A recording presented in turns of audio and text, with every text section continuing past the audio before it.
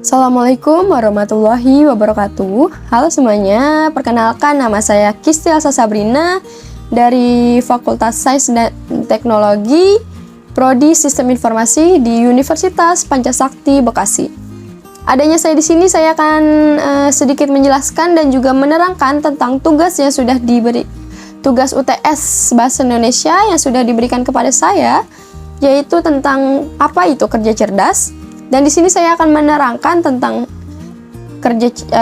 penjelasan tentang kerja cerdas, lalu contohnya dan juga perbedaan dari kerja cerdas menurut saya, yaitu sebelumnya sini saya sudah mengetikkan kata-kata yang sudah saya tuangkan di pikiran yang sudah saya tuangkan di dalam kertas ini, dikarenakan agak sedikit panjang, makanya daripada saya takut lupa, ini akan saya saya ketik di kertas ini.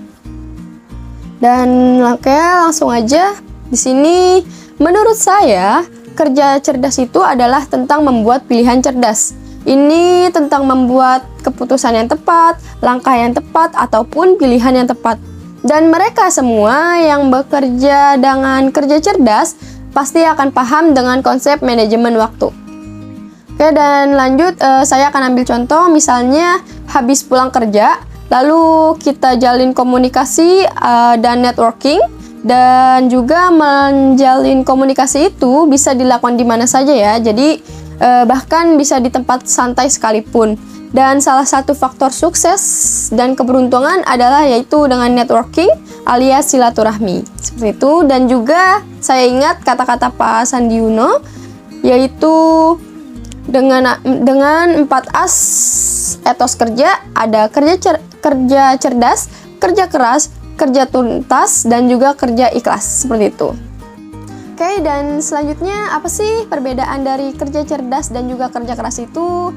Di sini saya sudah tuangkan, yaitu untuk kerja cerdas itu sendiri adalah tentang bekerja secara konsisten menuju tujuan tertentu terlepas dari nilainya dan tidak khawatir tentang hasilnya, serta tidak melakukan apapun untuk meminimalkan segala usaha yang dilakukan. Seperti itu. Dan sedangkan untuk kerja cerdas itu sendiri yaitu bekerja untuk suatu tugas yang diberikan tergantung pada nilainya dan juga mengerahkan usaha kita serta menggunakan otak kita untuk menghasilkan hasil yang maksimal dan dapat digunakan dan dapat menggunakan tenaga yang minimal, seperti itu. Oke, lalu bagaimana sih cara kita supaya bisa melakukan kerja cerdas? Apa saja? Yaitu di sini sudah akan saya tampilkan gambar seperti itu, dan di sini saya akan sedikit menjelaskan, saya akan sedikit memaparkan dari yang di atas itu. Yang pertama yaitu ada punya perencanaan yang matang. Kenapa sih harus punya perencanaan yang matang? Dikarenakan di sini saya akan jelaskan. Dikarenakan perencanaan yang matang itu dapat memudahkan proses suatu pekerjaan, sehingga dapat mengurangi resiko yang salah dan juga pengeluaran yang berlebih, serta juga adanya peningkatan peluang kesuksesan atas usaha baru, seperti itu. Dan yang kedua ada membuat daftar kegiatan yang dilakukan selama seminggu. Alasannya apa sih? Di sini yaitu alasannya untuk terbiasa membuat jadwal kegiatan sehingga akan menjadikan rutinitas yang dijalani lebih teratur, seperti itu. Dan juga kebiasaan tersebut akan membuat kegiatan sehari-hari kita lebih tersusun dan terkonsep dengan rapi sehingga meminimalisir kegiatan yang terlewat.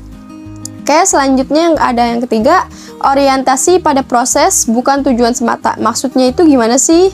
Jadi di sini karena seseorang yang bekerja berdasarkan orientasi proses, biasanya orang fokus pada perolehan hasil saja, dan juga pekerja tipe ini lebih mementingkan usaha maupun cara-cara untuk meraih apa yang diharapkannya.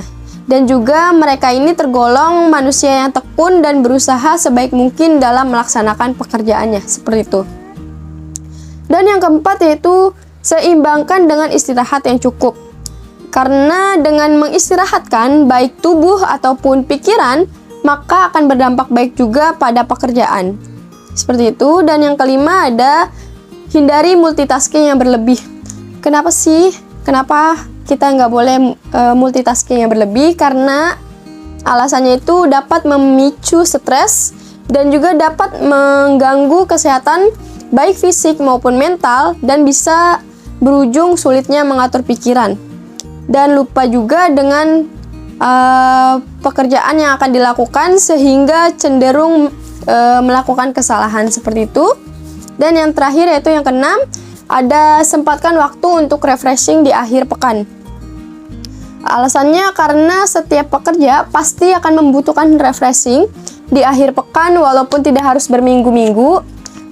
Karena refreshing di sini juga berguna untuk merefresh otak dan pikiran. Dan juga refreshing dengan kata lain bisa dilakukan dengan memberikan reward pada diri sendiri karena tugas pekerjaan yang telah dikerjakan atau yang telah diselesaikan.